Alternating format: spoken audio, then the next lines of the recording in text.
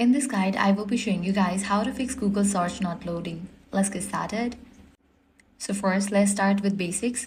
Make sure your internet connection is working properly, or you can switch between Wi-Fi and mobile data, or simply turn your internet off and back on. You can also restart the device to refresh the connection.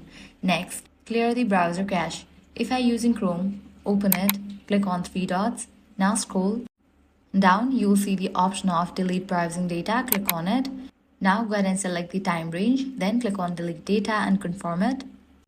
With these, your problem might be fixed. Next up, check if your browser or Google app is updated. For that, navigate to App Store or Play Store, search for your browser or the Google app and update if needed. Outdated versions can cause loading issues. Check if you have enabled VPN. If it is enabled, disable it. Sometimes VPNs can block or slow down Google search, causing pages not to open. If still the problem is not fixed, try using a different browser like Chrome, Safari, or Firefox to see if the issue is browser specific.